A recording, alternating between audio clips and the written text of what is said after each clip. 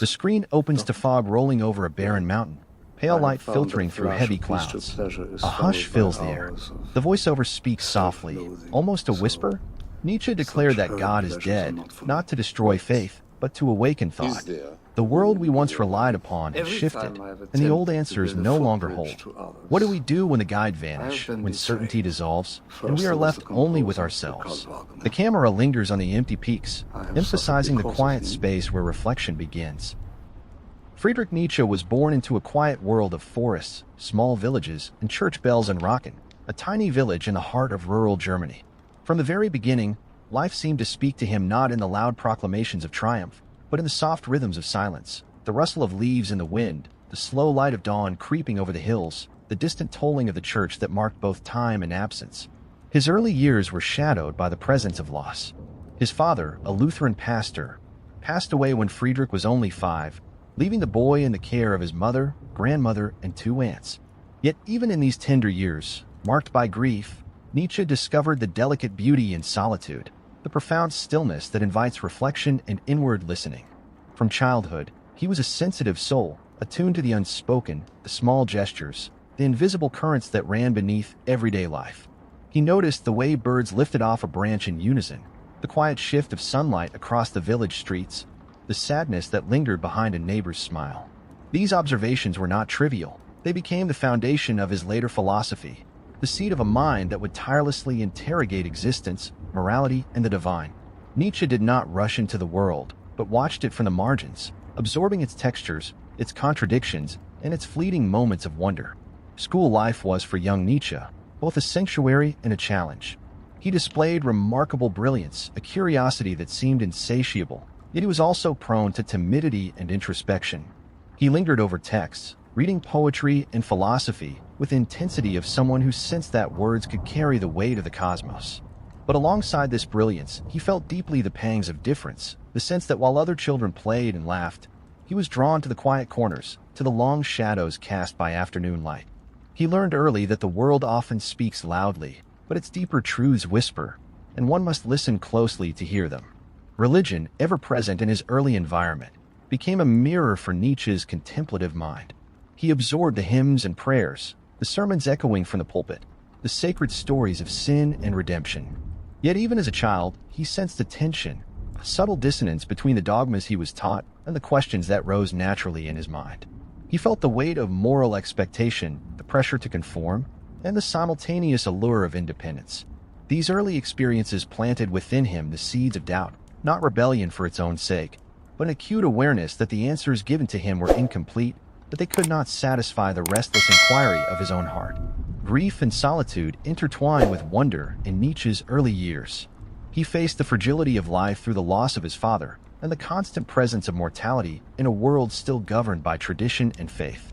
At the same time, he was captivated by the natural world, the sudden brilliance of a summer storm, the steady pulse of the rivers near his home, the way shadows and sunlight played across the fields. He understood, in ways that others perhaps did not, that life was both beautiful and cruel, that moments of light were inseparable from the presence of darkness. This awareness, the simultaneous recognition of wonder and suffering, became a lens through which he would later examine the human condition. Nietzsche's solitary nature was not merely a retreat from society, but an early form of apprenticeship for his mind. While other children sought distraction in games or the approval of peers, he cultivated the capacity to sit with himself, to endure his own thoughts, to listen to the quiet questions that arose without immediate answers. These moments of reflection were formative. The seeds of his later philosophy, his meditation on the self, morality, and the meaning of existence, were planted in the long hours spent alone, observing, questioning, and feeling. Even in moments of play, he carried the weight of awareness. A game in the village streets was never just a game. It was a microcosm of order and chaos, joy and competition, fairness and cruelty. Nietzsche watched, absorbed, noticing the patterns in human behavior, the ways in which society encouraged conformity and suppressed individuality. He saw the tension between instinct and expectation, between desire and discipline, and he internalized these observations with the intensity of someone who knew that life's deepest lessons are often unspoken. His early encounters with morality, both through family and community, were intertwined with a sense of fragility and observation. He witnessed the rigid enforcement of religious and social norms, and he began to sense that truth and goodness were more complex than the rules could contain. This nascent awareness was delicate but insistent. It would grow into a lifetime of questioning the absolutes of morality, the authority of religion, and the frameworks imposed by society. From these early shadows, Nietzsche began to understand a fundamental principle that would guide his thought for decades. The human spirit is capable of confronting the void, and yet it is the encounter with uncertainty that allows depth, insight, and ultimately freedom. The boy in the shadows was also a boy of emotion. He felt acutely, not just intellectually, but viscerally. Joy, sorrow, empathy, and fear were not abstractions. They were lived experiences. He wept at stories of suffering, laughed quietly at human folly, and carried the invisible weight of understanding that life is both fragile and magnificent. This sensitivity, often misunderstood by those around him, became both his companion and his guide. Nietzsche learned to embrace his own intensity, to recognize that the depth of his feeling was not a weakness but a source of insight. By the time he moved into adolescence, Nietzsche's mind was already restless, filled with questions that would never be fully answered. The world, he realized, did not explain itself. Religion, morality, and social convention offered frameworks, but they could not quench the curiosity that burned within him. And so he turned inward to reflection, to the quiet spaces where thought could unfold without interruption. It was in these moments that he cultivated the patience, focus, and audacity that would later allow him to confront the most daunting ideas of philosophy, to challenge conventional wisdom, and to declare, with startling clarity, that the structures people had relied upon, God, morality, and inherited truths, were no longer sufficient. Before he proclaimed the death of God, before he challenged kings, priests, and the complacent of his time, Friedrich Nietzsche first learned to listen to the silence of the world. In the stillness, in the quiet observation of life's beauty and cruelty, he discovered the questions that would shape his thought. What do we truly value? What is life, if not to be faced fully and honestly? And if the answers we have been given are no longer enough, how do we begin again from the emptiness left behind? In these early shadows, Nietzsche's sensitivity and solitude were not mere circumstances. They were the conditions for insight. The boy who walked alone through the forests and villages of rural Germany, who noticed what others overlooked, who felt deeply the currents beneath everyday life, was being prepared for a path few could follow. He was learning that true wisdom begins in attention, that courage is required to question, and that the quietest minds often perceive the truths that the loudest voices cannot. By the time he reached young adulthood, Nietzsche's foundation was clear, a mind attuned to beauty and suffering, a heart capable of deep reflection, and a spirit willing to face the uncertainty of existence. He had learned in the shadows of his childhood the first lesson of his life's work. Before we can speak boldly of life, morality, or divinity, we must first learn to sit with silence, to feel deeply, and to observe the world with unflinching honesty. It is here, in these quiet beginnings, that the seeds of the man who would one day declare the death of God were planted, watered by solitude, nurtured by sensitivity, and ready to grow into thought that would echo across centuries. As Friedrich Nietzsche moved from the quiet shadows of his childhood into the hallowed halls of the University of Bonn and later Leipzig, the world expanded around him with both brilliance and disquiet. The young scholar carried with him a mind already tempered by solitude, a sensitivity sharpened by early loss, and a curiosity that was relentless. Every text he read, every lecture he attended, was an invitation to probe deeper, not simply to accept the wisdom of others, but to interrogate it, to weigh it against the quiet truths he had already observed in the forests and villages of his youth. Philosophy became his refuge, philology his instrument, and the questions that had lingered in silence now demanded articulation, precision, and courage. In these formative years, Nietzsche discovered the allure and terror of ideas. He was captivated by the systematic reasoning of classical philosophers, the clarity of Greek thought, and the meticulous study of language and history that could unlock hidden patterns of human understanding. Yet he also began to feel a tension, the inherited beliefs of society, the moral codes, the religious doctrines, the unquestioned reverence for tradition.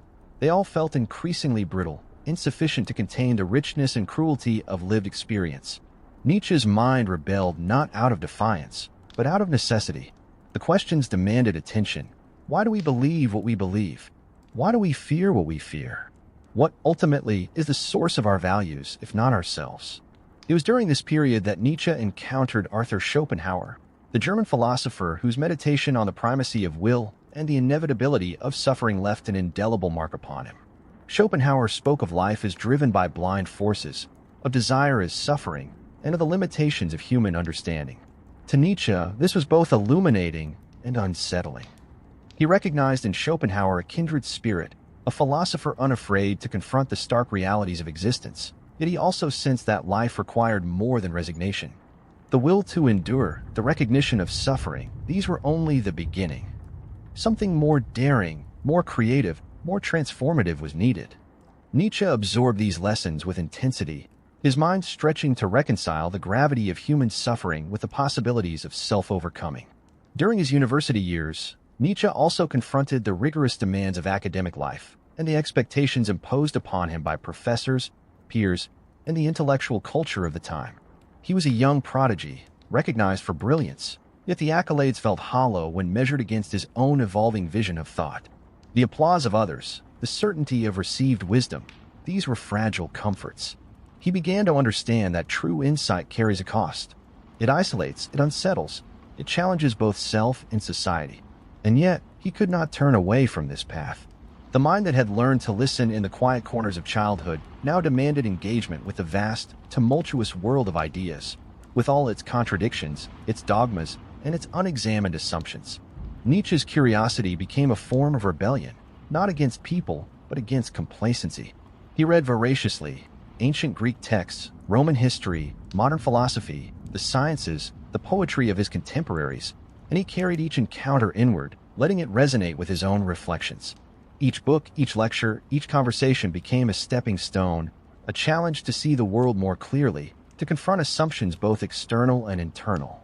In this crucible, Nietzsche's intellect sharpened, and his sense of responsibility to thought deepened. Philosophy was no longer a scholarly exercise. It was a way of life, a disciplined confrontation with reality that required both courage and humility. As his studies progressed, Nietzsche began to feel the weight of inherited beliefs pressing against the emerging insight of his own mind. The church, the universities, the moral frameworks of society, they offered structure and security, but also constraint.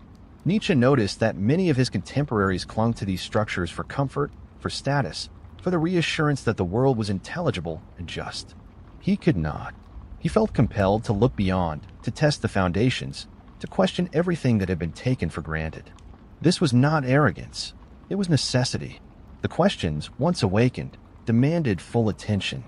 To ignore them was to betray the very faculties that allowed him to perceive both the beauty and the brutality of existence. In the quiet hours of study, Nietzsche began writing, recording his observations, reflections, and analyses. His early essays, lectures, and notes reveal a mind wrestling with profound contradictions. The tension between life and suffering, between order and chaos, between tradition and freedom. He explored the nature of knowledge, the origins of morality, and the often invisible forces that shape human behavior. His work was meticulous, deliberate, and deeply personal. It was a way of mapping both the world and the self, of finding meaning in observation, reflection, and rigorous thought. Voiceover softens, drawing the listener inward. To question is not to destroy. It is to prepare for creation. Nietzsche did not seek to dismantle faith out of spite, nor to provoke rebellion for spectacle. He sought to awaken the mind, to illuminate the quiet corners of thought where truth lingers unseen. Each question, each challenge to convention, was a step toward freedom, not merely for himself, but for all who would dare to think without compulsion, without the comforting weight of received wisdom. Nietzsche's relationships with teachers and mentors during this period were also formative. Some recognized his brilliance and encouraged his inquiries. Others found him unsettling, difficult, too independent, too unorthodox. He learned early that genuine insight often comes at the cost of comfort and approval. The intellect that dares to see clearly is rarely understood in its time. And yet, he persisted. This persistence, born of solitude, reflection, and curiosity, laid the groundwork for the philosophical revolutions that would define his life. By the time Nietzsche began to emerge as a scholar in his own right, he was already cultivating the qualities that would characterize his later work: courage in thought, sensitivity to nuance, and an unflinching commitment to confronting reality as it is.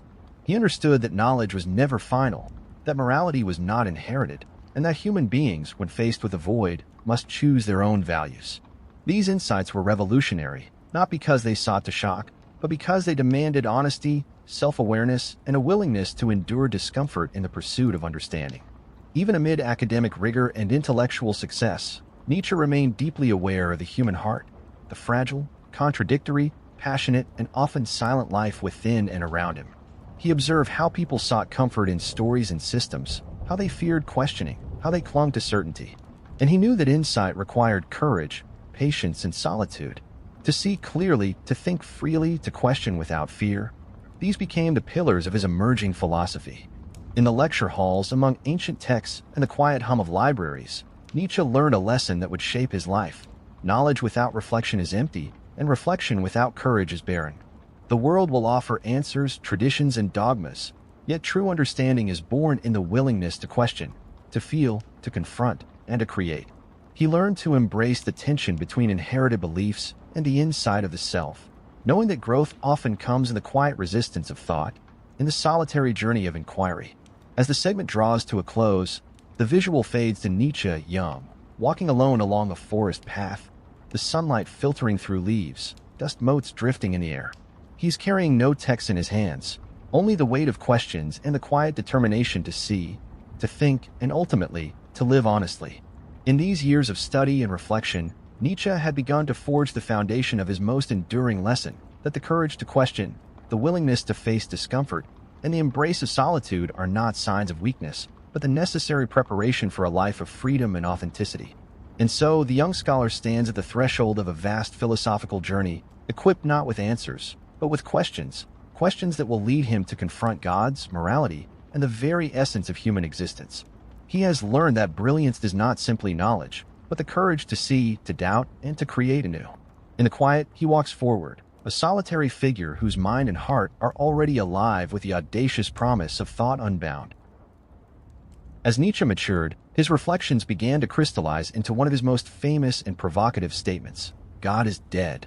It was not a cry of triumph, nor a lament, nor a challenge meant to shock. It was rather a quiet observation, a lantern cast over a world slowly abandoning the certainties that had guided thought, morality, and culture for centuries. In the pages of The Gay Science, Nietzsche wrote these words not to destroy belief, but to illuminate the shifting landscape of human understanding. He sensed that the old anchors, absolute moral laws, unquestioned religious truths, universal metaphysical certainties, were no longer capable of holding society together. The faith that had once provided meaning, cohesion, and purpose was fading, leaving in its wake an unfamiliar silence. This declaration was more than a philosophical statement. It was a profound reflection on the condition of the human spirit. For centuries, Western thought had leaned upon the idea of a divine order, an ultimate judge whose presence imbued life with clarity. The moral compass was aligned, the rules were set, and the answers seemed accessible.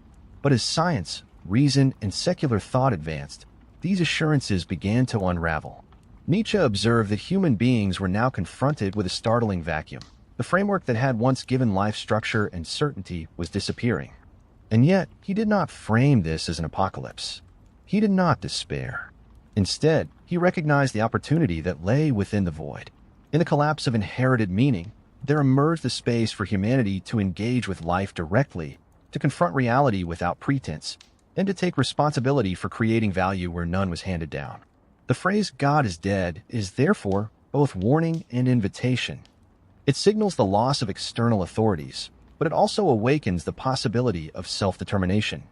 Nietzsche understood that when the scaffolding of tradition falls away, the task before each individual becomes immense: to stand in the silence, to face the abyss, and to affirm life in the absence of predetermined guidance. To some, this sounded terrifying. To some, liberating. Nietzsche offered neither comfort nor condemnation. He simply pointed to the reality of the transformation and the call it implied. In this period, Nietzsche's writing is suffused with a recognition of the tension between despair and awakening. The death of God is not a moral judgment. It is a diagnosis of cultural change. The decline of metaphysical certainties forces the human mind to confront a paradox. Life is finite, unpredictable, often indifferent, yet the desire for meaning remains inexorable. How, then, does one respond? Nietzsche proposes not resignation, but an embrace of responsibility, creativity, and courage. Without an omnipotent arbiter to dictate values, humans are left to forge their own path. The collapse of divine authority is not the end of morality. It is the beginning of authentic self-determination, a profound challenge to live intentionally, deliberately, and in accordance with one's own insight. Nietzsche's insight emerges from a lifetime of reflection on the fragility and depth of human existence. From his early experiences as a sensitive child observing the world's injustices, through his solitude and scholarly pursuits, he had cultivated a mind capable of discerning subtle shifts in human thought, culture, and emotion. The realization that God was dead was not sudden. It was the inevitable observation of a thinker attuned to the silent movements of society, the undercurrents that many refused to see. He recognized that people were clinging to traditions, rituals, and inherited beliefs, but these could no longer provide the clarity and certainty they once promised. The realization was neither celebratory nor destructive. It was an awakening. In proclaiming the death of God, Nietzsche also confronts the consequences of such a shift. When the old moral and metaphysical certainties collapse, societies may feel unmoored. Without external anchors, people may experience confusion, anxiety, and even despair.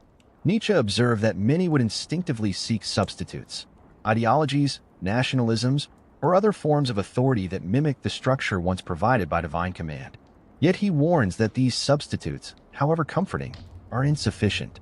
The challenge is not to replace one set of unquestioned rules with another, but to cultivate the strength, insight, and courage to navigate life with one's own judgment and values. It is a call to awake, to create, to live in full recognition of the uncertainty that defines existence. The declaration of God's death also reflects Nietzsche's nuanced understanding of human psychology. He sees that people are deeply habituated to relying on external frameworks. Values imposed from without offer security, predictability, and a sense of belonging. When these vanish, individuals must confront not only the void in the world, but the void within themselves. It is a confrontation that requires honesty, courage, and self-mastery. Nietzsche emphasizes that the death of God is not a nihilistic pronouncement.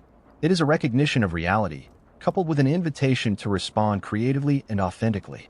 To live well in a world where old certainties have crumbled, he suggests, requires embracing freedom, forging personal values, and accepting the responsibility of self-determination. It is not despair that Nietzsche offers, but the call to awaken. When the old answers vanish, the mind is left to wander the quiet landscapes of possibility.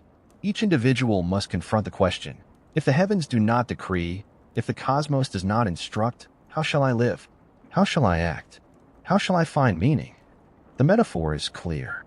Just as a landscape without light can appear empty, yet holds contours unseen to the hurried eye, a world without God does not present barrenness, but opportunity. Nietzsche suggests that within the silence, the attentive soul can perceive the full spectrum of existence: joy and suffering, creation and destruction, love and cruelty, beauty and despair. In facing the absence of predetermined guidance, humanity discovers both the weight and the liberation of freedom. Life, stripped of inherited absolutes, becomes a canvas for deliberate, conscious, and courageous action. Nietzsche also emphasizes that this awakening requires integrity and bravery. To accept the death of God is not merely intellectual, it is existential. One must confront personal fears, challenge inherited norms, and cultivate the inner strength to stand in the void without succumbing to despair. The awakened individual is tasked with crafting values, affirming life, and embracing the totality of experience with honesty and vigor. This is the essence of what Nietzsche calls the emergence of the Übermensch, the individual who takes full responsibility for self-creation in a world without preordained meaning. Through metaphorical imagery, one might imagine a lone figure standing on a mountaintop after the sun has risen and the fog is cleared. The peaks and valleys stretch endlessly, unmarked by prior guidance. The figure has no map, no compass beyond their own insight, yet the landscape is rich with possibility. Nietzsche's message resonates in that quiet, challenging expanse. Freedom is not given, it is claimed. Meaning is not found, it is created. The death of God is not an end. It is the threshold of conscious, courageous life. As the segment draws to a close, the visual of fog lifting over the barren mountain mirrors the awakening Nietzsche seeks in his readers and in himself. The world remains silent, vast, and indifferent, yet it is not void of significance. The responsibility of the awakened individual is to observe, reflect, and act, shaping values, crafting purpose, and living fully in acknowledgement of both the limitations and possibilities of existence. Nietzsche does not offer answers, he offers clarity.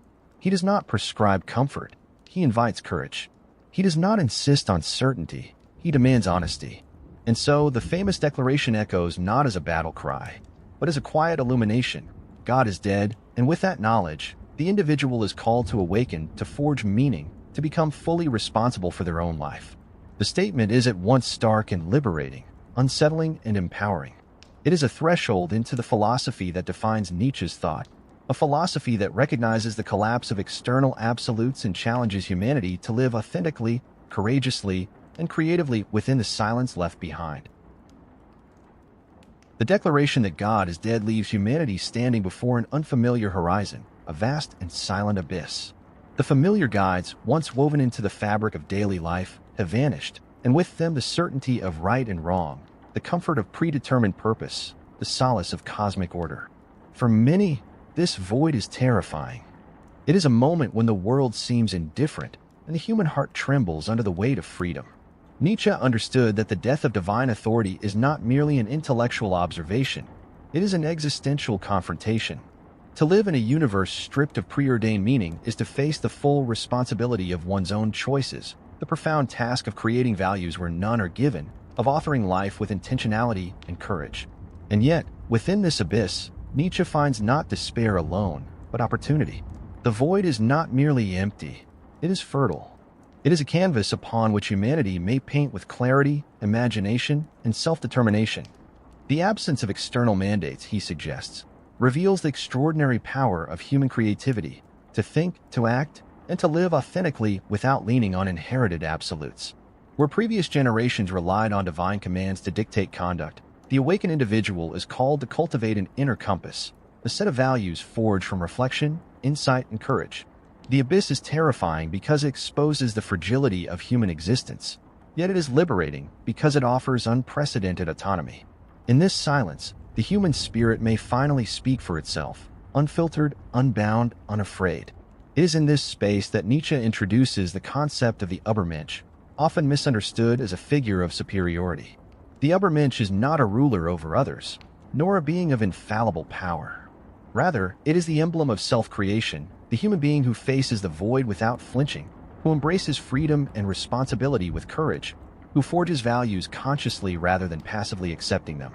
The path to becoming this self-determined individual is neither easy nor instantaneous. It requires the willingness to confront doubt, suffering, and isolation. It demands honesty, discipline, and the cultivation of strength of spirit. It is the act of shaping one's life into a work of art, acknowledging both its fragility and its potential. Nietzsche portrays the abyss as a mirror, reflecting the truth of human existence, that we are finite, that we are alone in the universe's indifference, and yet that we possess the capacity to create, to affirm, and to live fully. In confronting the void, we confront ourselves. Each choice becomes a statement of intent, each action a testament to the courage to inhabit freedom authentically. The abyss challenges us to step beyond comfort, to relinquish the familiar securities of tradition, and to embrace the raw possibilities of life unframed by inherited answers. It is here, in the silent confrontation with the unknown, that the human spirit discovers its deepest potential. When the sky falls silent, the human spirit is free to speak. When old certainties crumble, we discover that the power to shape life was never outside us. It was always within. Nietzsche's philosophy does not offer the safety of unchanging laws or the certainty of cosmic purpose. Instead, it offers the thrill, the terror, and the responsibility of choice. To live well in the aftermath of divine absence is to accept that we are both the sculptor and the clay, the author and the actor, the question and answer. The metaphor of the abyss evokes a landscape both daunting and luminous. Imagine standing at the edge of a cliff as night gives way to dawn. Below, the darkness stretches endlessly, concealing forms unseen, possibilities unimagined. Yet the first rays of light break over the horizon, revealing shapes, contours, and opportunities previously invisible. Nietzsche invites us to step toward that precipice, not with fear alone, but with eyes wide open to the creative potential that lies in freedom. The abyss is a call to courage, a summons to self-determination, a recognition that the absence of predetermined meaning is itself a profound gift. In the human encounter with the void, there is also the recognition that responsibility is inseparable from freedom. To exist without absolute moral anchors is to shoulder the weight of ethical creation.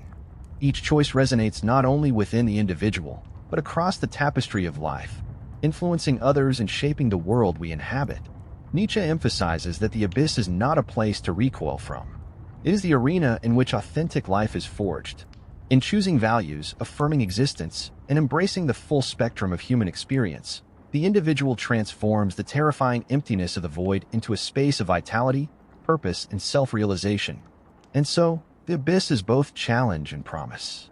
It is the stage upon which life's most essential act is performed, the creation of meaning where none is given. It is in this confrontation with nothingness that the human spirit discovers its voice, its agency, and its dignity. The Übermensch is the symbol of this discovery, the living example of a life shaped by conscious choice, guided by insight, and animated by courage. Nietzsche's invitation is subtle yet profound, to face the void not with despair, but with awareness, creativity, and the deliberate act of self-creation. As the segment draws to a close, the visual of fog lifting over jagged peaks mirrors the emergence of understanding from uncertainty. The abyss is no longer merely a void. It is a horizon. The viewer is left with a sense of quiet empowerment, that while the universe may offer no inherent guidance, the human spirit possesses the capacity to generate light, to craft values, and to live intentionally. In confronting the abyss, we confront ourselves. In embracing freedom, we embrace responsibility. And in the face of silence, we discover the profound possibility to speak, to act, and to become fully human. In the end, Nietzsche's contemplation of the abyss is not a philosophical exercise for scholars alone. It is a meditation for every soul, a reminder that the world does not provide meaning ready-made, that certainty is a relic of the past, and that to live authentically is to embrace freedom, face the void, and create values that honor the depth and complexity of existence. The abyss is not to be feared. It is to be met with courage, awareness, and the willingness to craft a life in alignment with one's own insight. And in this meeting, the human spirit begins to speak its truest, most profound words. In the silence left by the death of God, Nietzsche invites us to reconsider the very foundation of right and wrong. Traditional moral systems, handed down through centuries, no longer hold the same authority. Their certainty dissolves like morning mist. For Nietzsche, inherited ethics often demand submission, conformity, and the suppression of life's vitality. They are life-denying, he argues, because they prioritize abstract ideals over the flourishing of the individual.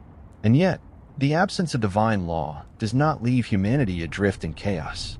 It presents an opportunity, a call to awaken, to step into the quiet power of self-determination. Without preordained rules, we are not lost, we are responsible. We are tasked with forging our own path, carving our own principles from the raw material of lived experience, thought, and reflection. Ethics, in Nietzsche's vision, is an act of courage. It requires the honesty to confront our desires, the humility to recognize our limitations, and the audacity to embrace our creative power.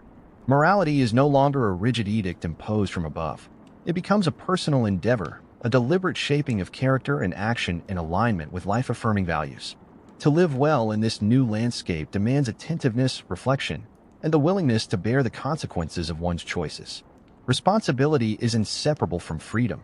To have one is to carry the other. In this forging of ethical life, Nietzsche emphasizes authenticity. To follow inherited rules blindly is to remain a spectator of one's own existence, to surrender the sovereignty of the self.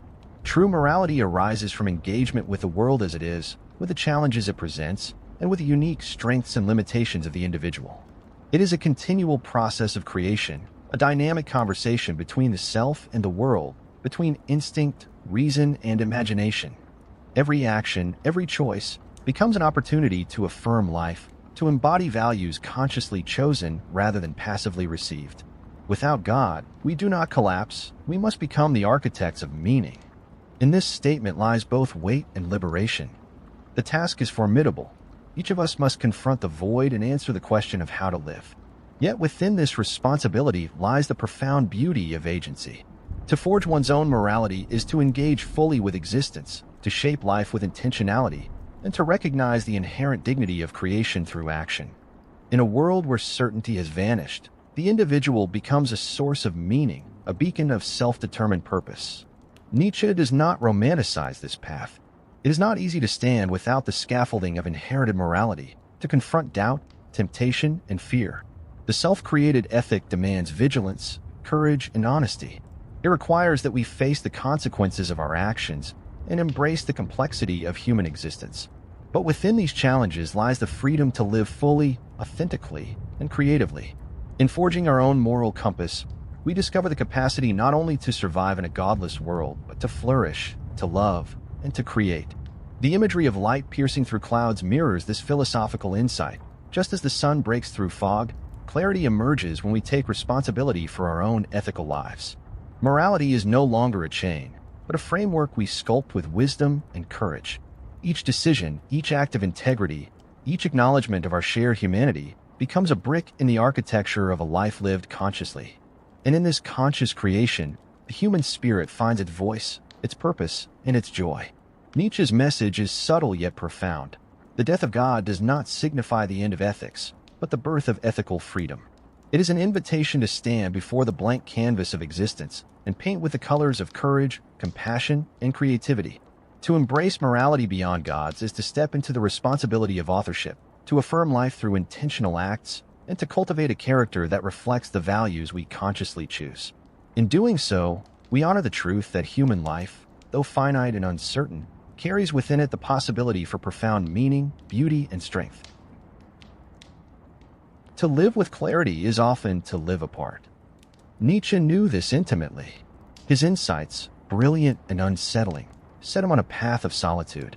The mind that could perceive the emptiness behind inherited truths, the fragility of morality unquestioned, and potential of self-created life was not always welcomed by the world. Friends misunderstood him, admirers misread him. Society at large could not yet bear the weight of his revelations. Even as he wrote with vigor, traveling through the landscapes of thought, the applause was scarce, the comprehension rarer still. His body, frail and unrelenting in its ailments, mirrored the strain of bearing ideas that stretched beyond the understanding of his contemporaries. Tuberculosis, migraines, and exhaustion compounded the emotional solitude that came with pioneering a vision humanity was not ready to see. And yet, loneliness is not merely sorrow in Nietzsche's journey. It is the companion of insight. To perceive the world without filters, to recognize the absence of absolute anchors, to stand at the precipice of moral and existential freedom is to walk in shadows others do not tread. He understood that truth often isolates, that vision can be a solitary endeavor, and that the path of authenticity is not paved with recognition or comfort. Friends, admirers, critics, none could fully inhabit the landscapes his mind traversed. The burden of being ahead of one's time is not measured in applause, but in endurance, patience, and the courage to remain steadfast in conviction. In these quiet years, Nietzsche's notebooks became both sanctuary and witness. He recorded thoughts, aphorisms, and reflections with the intensity of a life devoted to understanding. The silence around him amplified the echoes of his own insights, and in that solitude, he forged a philosophy that would later illuminate the lives of countless others. His suffering, the physical, the social, the emotional, was inseparable from the clarity he achieved. In the emptiness left by misunderstanding, he discovered the freedom to explore unbounded by convention, expectation, or limitation. To see the world clearly is often to walk alone in its shadows. The phrase is both a lament and a quiet triumph. There is nobility in enduring solitude, a dignity in persisting when the world does not yet recognize the worth of one's vision. The price Nietzsche paid was steep, yet it was also the very condition that allowed his thought to emerge unadulterated. The loneliness of insight sharpens the mind, clarifies intention, and distills philosophy into its purest form. Each solitary day, each misunderstood lecture, each quiet walk through the streets of Europe was a step toward the creation of ideas that would outlast him, echoing long after his voice had faded. In understanding Nietzsche's life, we see that vision demands patience and resilience. The individual who perceives deeply must navigate the chasm between what is and what could be, between current comprehension and future illumination. Isolation is the shadow cast by foresight, yet it is within the shadow that the seeds of transformation are sown. The world may not recognize the value of insight in the moment, but in enduring the loneliness of perception, the thinker preserves the possibility of awakening for generations to come. Even as illness tightened its grip and social circles dwindled, Nietzsche's mind remained luminous. He walked through the streets alone, conversed with his thoughts, and wrote with a fervor born of necessity. The solitude that weighed upon him was both crucible and sanctuary. It stripped away distractions, exposing the essence of life's questions. What does it mean to create values? How does one live authentically when inherited structures falter? What is the cost and the reward of seeing the world without illusions? In answering these questions, he illuminated the path for those who would follow. providing a map for navigating the freedom and responsibility that accompany a life unbound by preordained answers. The imagery of shadowed streets and empty study rooms reflects this duality. Isolation can feel like darkness, yet it is precisely in the quiet and the solitude that light emerges. Nietzsche's vision was not possible without the loneliness that accompanied it. The trials of the body, the absence of understanding, and the distance from companionship were inseparable from the clarity and depth of thought he achieved. In this way, the price of vision is not merely suffering. It is the very medium in which the human spirit learns to illuminate, to think, and to create meaning. In conclusion, the life of Nietzsche teaches that insight comes with responsibility and clarity comes with solitude. The human spirit is capable of extraordinary depth, but that depth often isolates the individual from the currents of conventional life. The shadows walked alone are not a punishment. They are the arena in which vision is tested, refined, and strengthened. To see the world clearly, to embrace the freedom of self-creation, and to endure misunderstanding is the silent labor of greatness. And while the cost is heavy, the legacy is enduring, a philosophy that continues to challenge, awaken, and inspire long after the thinker himself has vanished into the quiet. In the quiet that follows the death of old certainties, Nietzsche invites us to consider life as a canvas, and ourselves as both artist and medium. Freed from inherited answers and external dictates, we confront the raw material of our own existence, moments, choices, desires, fears, and possibilities, waiting to be shaped. Freedom, in Nietzsche's vision, is not a simple liberation from constraint, but a call to self-overcoming, a responsibility to forge values that affirm life rather than submit to dogma. Every act, every thought, every engagement with the world becomes a brushstroke, deliberate and intentional, a reflection of the courage to embrace creation amidst uncertainty. Life as art demands attention, care, and daring. The hardships and suffering that accompany human existence are not obstacles to avoid, but essential elements of the creative process. Pain clarifies what matters, struggle refines character, adversity tests the integrity of one's vision. Nietzsche's philosophy urges us to recognize that meaning is not discovered. It is made, sculpted from the raw, unformed reality of being. To live authentically is to accept this responsibility, to confront discomfort, and to use it as fuel for the ongoing creation of self. In this framework, existence itself becomes a laboratory of experimentation. One must constantly question, discard, and reconstruct. Values are not inherited or assumed. They are deliberately chosen and continuously refined. To embrace life in this way is to accept that the world offers no guarantees and that the work of creation is perpetual. Freedom is inseparable from this act. Only by shaping our own principles and purposes can we inhabit a life that is genuinely our own. The imagery of blank canvas, uncarved stone, or an open mountain path mirrors the existential opportunity Nietzsche describes. The absence of preordained meaning is not emptiness but potential. It is a silence pregnant with possibility, inviting the courageous to step forward and craft a life that resonates with their deepest understanding of themselves. And in embracing this challenge, one finds both humility and power. Humility in recognizing the magnitude of the task, and power in the realization that one's own creativity is sufficient to fill the void. When the old answers vanish, we are left with the raw material of our own lives. This is not a lament but an affirmation, a recognition that freedom, responsibility, and creativity are inseparable.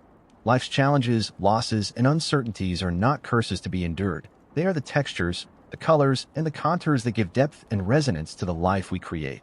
Each moment becomes an opportunity to assert one's values, to sculpt one's character, and to embrace the unfolding process of becoming. Nietzsche's vision is ultimately an invitation to courage. To live as an artist of one's own life requires honesty, resilience, and continual engagement with the self. It demands the willingness to confront fear, to embrace solitude, and to navigate the tension between instinct and reason, desire and reflection. The silence left by the collapse of old certainties is not a void to fear, a stage on which the individual can enact the profound drama of self-creation. In embracing creation in the silence, we also recognize that life is never static. Just as a painting is never truly finished until the observer steps back, the self is never fully realized until it has been lived, tested, and reflected upon. Each decision, each moral choice, each act of courage contributes to the evolving masterpiece of existence. Nietzsche reminds us that this process, though challenging and often solitary, is the essence of freedom, the ability to shape one's own life according to the values and understanding one has chosen, rather than those imposed from outside. Thus, in the quiet aftermath of certainty's collapse, we encounter the profound possibility of self-determined life. The abyss is not empty, it is fertile. The loss of divine or cultural guarantees is not defeat, it is liberation. And within this liberation lies the power to transform suffering into insight, constraint into opportunity, and existence into art. In this act of creation, life itself becomes a statement, a testament to the courage, resilience, and imagination of the individual. Nietzsche's message is enduring. The absence of external absolutes does not diminish life. It intensifies the call to actively shape it. To face the world without inherited answers is to confront uncertainty and embrace responsibility. It is to recognize that meaning is not given but made, that ethics must be forged, and that freedom is inseparable from the ongoing, deliberate act of self-creation. In this silence, in this responsibility, we find the opportunity to live fully, authentically, and with profound engagement with the reality of our own existence.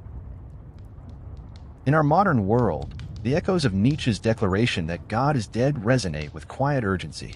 The old frameworks that once guided thought, morality, and purpose, religion, tradition, unquestioned authority, no longer provide unquestioned answers. Societies have grown more complex, knowledge more vast, and certainties more fragile. For many, this can feel like a void, an emptiness where the old anchors have vanished, leaving only uncertainty in their place. Yet for Nietzsche, this absence is not a curse. It is an opportunity. In the silence left by collapsing absolutes, we encounter a profound freedom, a space in which life itself can be crafted consciously, deliberately, and authentically. Living today without inherited absolutes demands courage. It requires the acknowledgement that meaning is not preordained, and that no external law or divine decree will dictate how we live. Each choice, each decision, becomes a reflection of personal responsibility, an opportunity to create life according to principles that we genuinely own. Freedom, Nietzsche suggests, is inseparable from responsibility. The more conscious we are of our liberty to choose, the greater the obligation to shape ourselves and our world with care, integrity, and vision. This freedom is not always comfortable. It is challenging, unsettling, and sometimes frightening. To navigate a world where guidance must be self-determined, we must cultivate awareness, reflection, and honesty. The gods may be gone, but the spark of life endures. This spark, the essence of vitality, creativity, and awareness, remains within us, quietly waiting to be nurtured. It is a part of the human spirit that refuses passive acceptance, that seeks to shape meaning where none is handed down, and that finds purpose in the act of creation itself. In recognizing this spark, we acknowledge that life's significance emerges not from inherited truths, but from deliberate engagement with reality, from conscious action, and from the choices we make every day. Even ordinary decisions, how we respond to others, how we pursue knowledge, how we confront difficulty, become opportunities to exercise authenticity and courage. Living authentically in a world without absolutes means embracing uncertainty rather than fleeing from it. Nietzsche's thought urges us to face discomfort, doubt, and solitude as necessary companions of a life lived deliberately. It is in these spaces, often overlooked or avoided, that we cultivate resilience, insight, and capacity for self-overcoming. To live authentically is to act in alignment with one's own values, even when those actions are misunderstood, criticized, or rejected by society. It is to refuse the seduction of conformity and to resist the pressure of expectations imposed from outside, whether by culture, tradition, or collective belief. Modern life, with its distractions, rapid changes, and endless pressures, can tempt us to abandon this responsibility. It offers the comfort of pre-packaged answers, the safety of conformity, and the illusion of certainty. Nietzsche's message is a reminder that such comforts, while seductive, are ultimately hollow. They may preserve convenience, but they do not cultivate meaning. Real depth emerges when we engage with the uncertainty of existence, confront our fears, and act with intention in shaping the values and purposes that define our lives.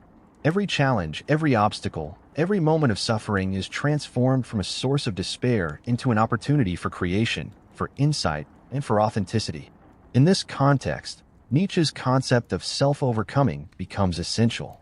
To live well is to recognize our own potential for transformation, to confront limitations and weakness with courage, and to continually refine our understanding of who we are and who we wish to become. Growth is ongoing, never complete, and often difficult. Yet it is precisely in this ongoing struggle, in the conscious engagement with life's uncertainties that we discover the richness of existence. To embrace freedom fully is to accept that life will demand creativity, reflection, and courage at every stage. The absence of gods is not emptiness. It is the stage for human possibility. This stage is ours to fill with acts of authenticity, moments of courage, and expressions of creativity. Each day becomes a canvas on which we can paint our values. Each decision an opportunity to shape our destiny. Each encounter a chance to affirm our understanding of meaning. By taking responsibility for our lives, we not only define ourselves but also contribute to the collective human endeavor, shaping a world in which honesty, courage, and insight matter. Nietzsche's relevance today is not merely philosophical, it is practical. It extends into how we navigate relationships, work, art, and community. It shapes how we approach challenges, setbacks, and the inevitability of suffering. To act ethically without external absolutes requires a deliberate commitment to integrity, empathy, and awareness. To live fully without predetermined guidance demands courage and creativity. Nietzsche offers no easy answers, no fixed morality, no ultimate comfort. Instead, he offers a vision of life that is vibrant, challenging, and profoundly liberating, a life in which we are the architects of our own values, the authors of our own meaning, and the builders of our own world. In this quiet reflection, we see the essence of his enduring invitation. Life, in its deepest sense, is an act of creation. The collapse of external certainties is not the end of significance, but the opening of possibility. To live well, we must embrace both the responsibility and the freedom this entails. The challenges we face, the solitude of self-examination, the uncertainties of decision, the confrontations with fear, and the encounter with suffering, become the raw materials from which meaning is sculpted. They are the textures, colors, and shapes that give depth, nuance, and resonance to the life we craft. Finally, Nietzsche reminds us that authenticity requires patience and compassion for ourselves. We will stumble, fail, and at times falter in our attempts to live deliberately and courageously. These failures are not defeats but opportunities to learn, to adjust, and to refine our values and intentions. Life is not a rigid plan but an ongoing process, a work of art in progress, a continual dialogue between who we are and who we wish to become. In embracing this, we honor the spirit of Nietzsche's vision, a life lived with awareness, courage, and a commitment to create meaning where none is given. The gods may be gone, but the spark of life endures. That spark, our capacity for choice, reflection, and creation, remains the foundation upon which we can build authentic, meaningful lives. In a world without absolutes, Nietzsche teaches us to be architects of our own existence, artists of our own values, and authors of our own destiny. Life is a canvas waiting for our engagement, a story waiting for our courage, a world waiting for the individuals brave enough to shape it deliberately and thoughtfully. As dawn stretches over the silent mountains, light spills across ridges and valleys, illuminating paths worn by wind and time. A lone figure walks steadily, each step deliberate, each breath aware, moving forward with quiet purpose.